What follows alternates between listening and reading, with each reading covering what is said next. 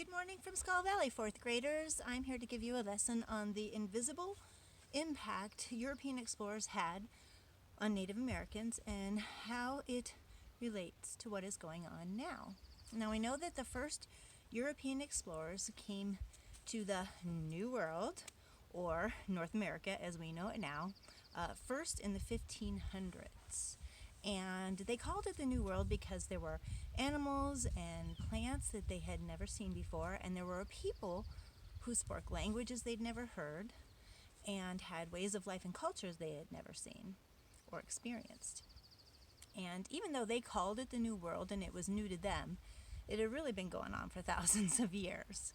Now, archaeologists tell us that Native Americans may have been on the North American continent as long ago as 15,000 years ago, and they were great explorers in their own right.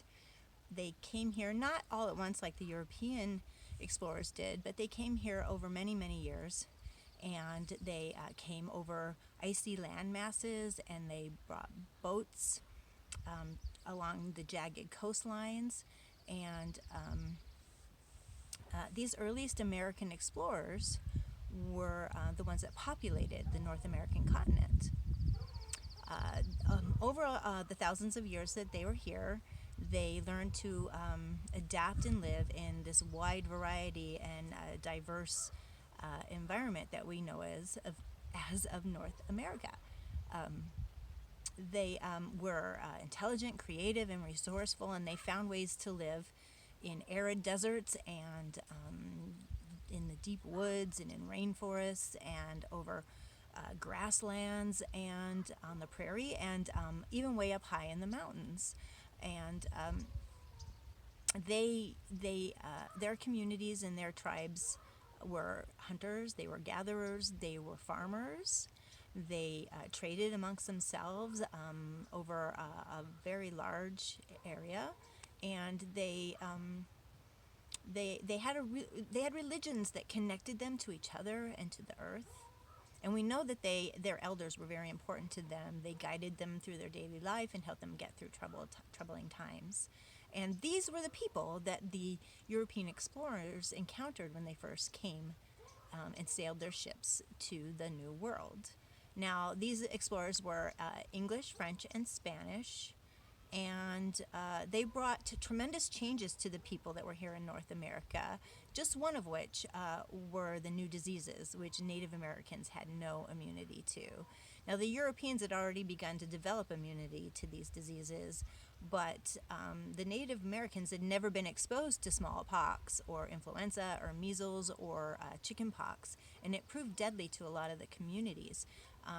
Sometimes these illnesses spread through direct contact, and sometimes they were spread through trade. But either way, these European germs sometimes killed whole villages off. Now, this explorer named Thomas Harriot, who was here in 1585, experienced all this, and this is what he wrote back then. He wrote, "Within a few days after our departure, from every such town, the people began to die very fast, and many in short space. In some towns about 20, in some 40, in some 60, and in one 60,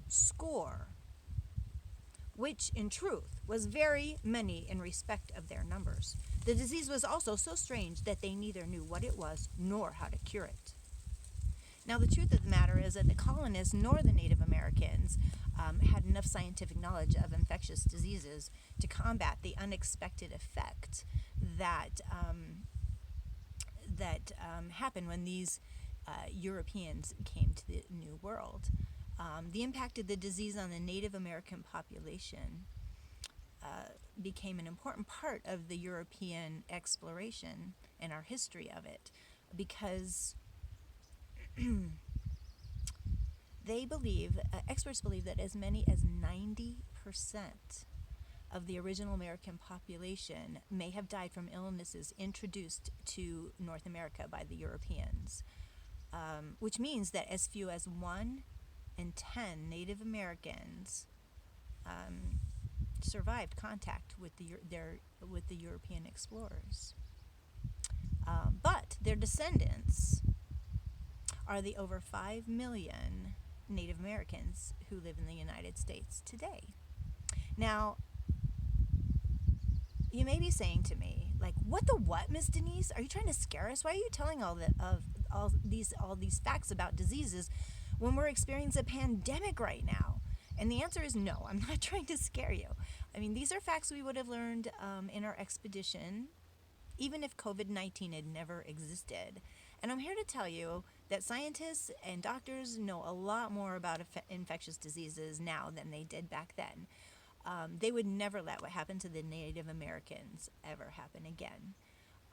So when about 100 years ago here in the United States, 100 years ago, a flu passed through, and it killed about 0.5% of the population, which is sad, but not nearly the amount of people that died, the 90% that died when European explorers first came over here and exposed us to the germs, or the people who were here to the germs.